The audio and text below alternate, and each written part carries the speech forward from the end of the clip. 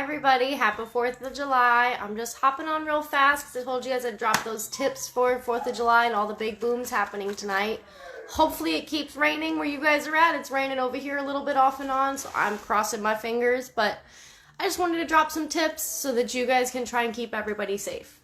So, the very first thing you want to do anytime there's going to be big booms, anything you know going on, big storms, you want to make sure your microchips are up to date. You want to make sure if you're walking your dog during these times, even if it's just in the backyard, we have 2 levels of safety. I also do not recommend leaving your dogs alone if you know your dogs are the type that panic. There's dogs every year that run through glass doors, that break windows, that harm themselves. So please be mindful of that and keep an eye on your pups. Now, I went and I was part of a seminar. Hey, Miss Susan, welcome. I went to a seminar the other day on some tips from 4th of July. So this was ran through another trainer who they're called Training Between the Ears. Super cool resource. One of the members in here actually connected me to them. They've got a fabulous group with some really good tips on especially teaching those relaxation downs, those behavioral downs. They are more force-free than I am, so I do love their techniques and their tips, but we have a little bit of minor disagreements on tools, and that's okay. They're very non-judgmental, which is very hard to find in the force-free community, so I'm super grateful to have been connected with them. They have a very similar style to I do, so if you guys are interested in another group resource, I highly recommend Training Between the Ears. In the title of the live, it's TBTE, that's Training Between the Ears. Anyway, so I'll also post the links that you guys can, if you want to buy the replay of the event I went to, you can totally do that. Hi, Miss Susan, I see your comment. Thank you. I'll post the link up. It's just a $10 for the replay, and I liked it. It was a really good 1-hour thing we went to. It was all virtual. So, the first thing they recommended for these high-intensity kind of nights is making sure you're getting your dog some exercise. Take them on a walk. Play with them. Get them a little bit tired, but you don't want them exhausted, right? If you have a dog that's exhausted, then they're going to be extra grumpy. So you just want some moderate exercise prior to the event, okay? And when they do talk about this whole not coddling concept, and I like how they phrased it. Because what happens when we coddle is we're mirroring anxiety, right? So we go in a high-pitched register, we start petting our dogs really fast, we get really tense. So if you're going to give your dog affection when they're scared, go for it. But don't mirror their anxiety. Use deep, slow pressure like I talk about, and keep your tone neutral and your pace regular. That way they can use you as an anchor, not necessarily you hyping up the anxiety. Okay.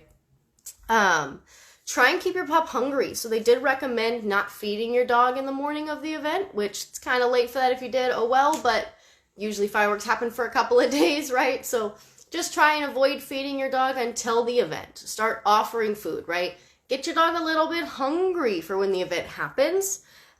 So make sure you're feeding during the event and then offering food after as well. That can be a really good way to try and just distract them from what's happening, okay?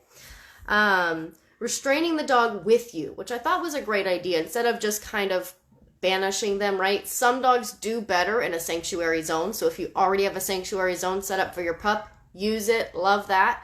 But they did recommend restraining your pup with you so that way they can have like a zone of comfort, if that makes sense.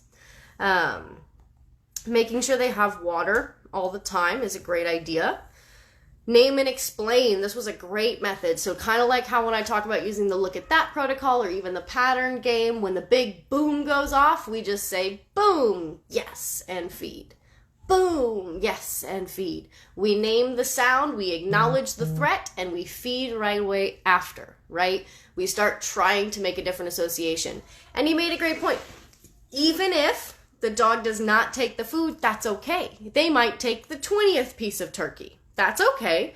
Every time a boom goes off, boom, throw some food. Boom, throw some food. Make the unpredictable predictable. That's our goal, okay? Reward during the breaks, so not just when it's going boom, making sure you're throwing food at your dog throughout the day today, keeping them just kind of on the lookout for what's coming. And they did recommend giving them something they can eat and consume. So instead of just like a frozen Kong, you want to throw like a bully stick. You want to give them something they can eat all the way, so you're not worried about them choking on top of already being stressed out. Deep, slow touches. Back harness. This is a great time for your back harness if your dog's going to be tethered with you, okay? And, you know, they brought up a good idea, too. If your dog likes to play, then play. Big boom, throw a toy. Big boom, throw a toy. They might not play fetch all the way. It might not be perfect, but it should be something to distract them with, right? Big boom, throw some food. Now, remember, if your dog's a resource guarder, be careful of what you're throwing. Keep that in mind. But these were some really good tips, I think, of just basics. Deep, slow touch. Keep your dog with you, give them something high value to eat, and try and throw toys and food and name the event. It can be really helpful to do these simple things. Now, of course, it's not going to fix the problem if your dog is already above threshold, so try your best to start this as early as the fireworks start.